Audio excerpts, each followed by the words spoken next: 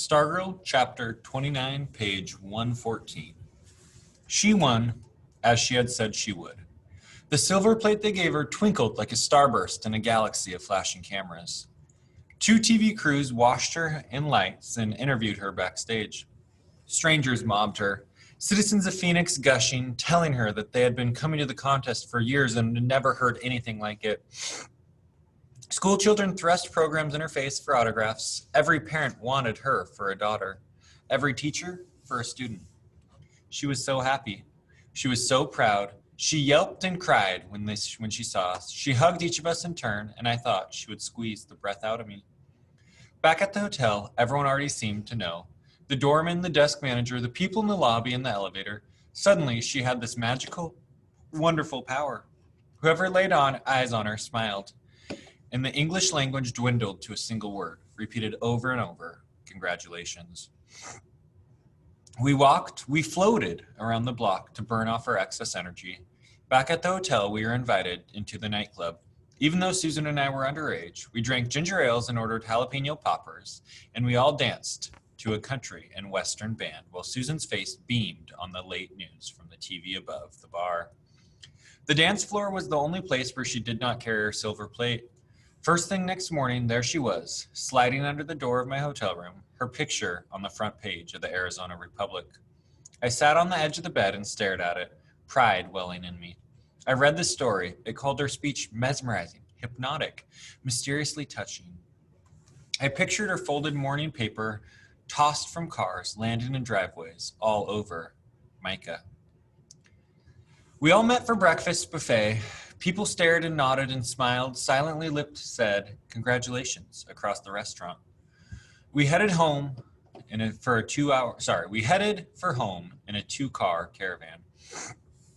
For a while, Susan was her usual chatty self.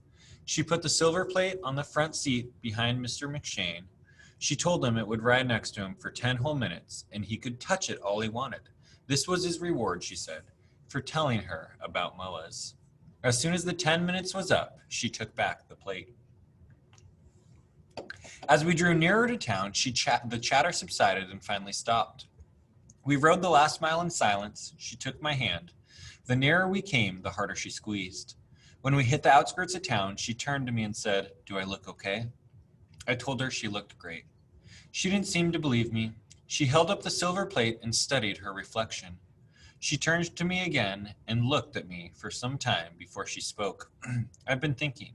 This is how I'm going to do it. I'm going to hold on to the plate myself, okay? I nodded. Until they lift me under their shoulders. Then I give it to you. Understand? I nodded. So stay next to me every second. Crowds can separate you. You know, they do that, okay? I nodded, okay. Her hand was hot and sweating.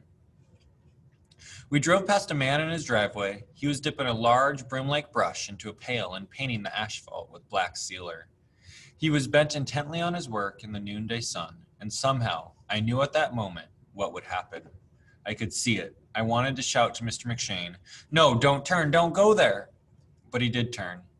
He turned, and there was a school in front of us. And never in my life have I seen a place so empty. No banners, no people. No cars. Probably around back, Mr. McShane said. His voice was hoarse. Parking lot.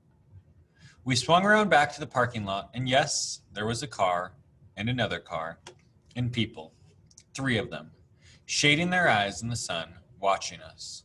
2 of them were teachers. The other was a student, Dory Dilson. She stood apart from the teachers, alone in the black shining sea of asphalt.